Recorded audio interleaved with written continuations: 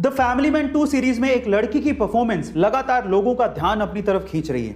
इस सीरीज में वो लड़की जिस कंपनी में काम करती है, उस कंपनी में उस लड़की का बॉस उससे लगातार छेड़छाड़ करते रहता है। ये लड़की जिस बस से घर जाती है, उसी बस में एक आदमी लगातार इस लड़की के साथ फिजिकल असोल्ट करते रहता है। इस लड़की को बहुत गुस्सा आता है, लेकिन ये लड़की कुछ कर नहीं पाती। लोगों को लगने लगता है कि एक अबला नारी है, बहुत कमजोर है, लेकिन जैसे ही लोग ये सोचते हैं, उनके विचारों पर होता है एक अटैक।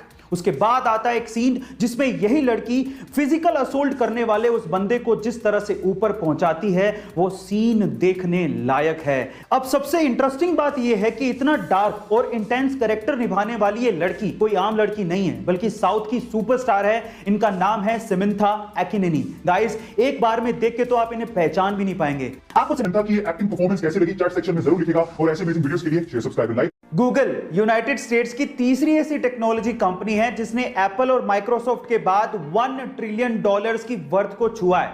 बाय द वे, अगर आपको 1 ट्रिलियन का अंदाजा नहीं है तो आप एक के बाद 12 जीरो लगाइए, आपको अंदाजा हो जाएगा।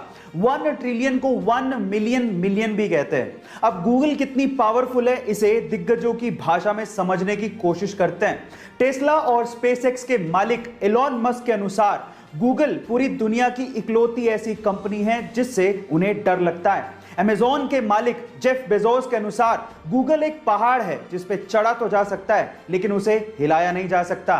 गाइस, क्या आपको गूगल की पावर का अंदाजा था? चैट सेक्शन में जरूर लिखेगा और ऐसी अमेजिंग वीडियोस के लिए शेयर, सब्सक्राइब एंड लाइक। मिलता है अगली वीडियो में। एंशिएंट टाइम में यानी पुराने जमाने में हमारे इंटेलेक्चुअल्स को लगता था कि मैथ्स में एक ऐसा कोई सिंबल होना चाहिए विच रिप्रेजेंट्स नथिंग, यानी नथिंग को रिप्रेजेंट करने के लिए भी तो कोई सिंबल होना चाहिए। सो इसी को ध्यान में रखते हुए 5th सेंचुरी में एक इंडियन मैथमेटिशियन आर्यभट्ट ने जीरो को इन्वेंट किया। And let me tell you guys, zero का जो सिंबल दिया गया था वो हमारे पुराने मंदिरों, स्पेशली ग्वालियर के मंदिरों के दीवारों पे खुदा हुआ आप लोगों को दिख सकता है। सो गाइस, अगर आप ये सोचते हैं कि जीरो की इन्वेंशन कोई बड़ी इन्वेंशन नहीं है, तो मैं आपको आपकी जानकारी के लिए बता देता हूं, अगर जीरो इन्वेंट नहीं हुआ होता ना तो बाइनरी लैंग्वेज नहीं आती, और बाइनरी लैंग्वेज नहीं आती तो एक कंप्यूटर, लैपटॉप कुछ नहीं होते। जब शून्य ना देता भारत तो चांद पे जाना भी मुश्किल था। क्या आपको पहले से बात पता थी? और नहीं पता थी तो चैट सेक्शन में लिखना मत भूलिएगा।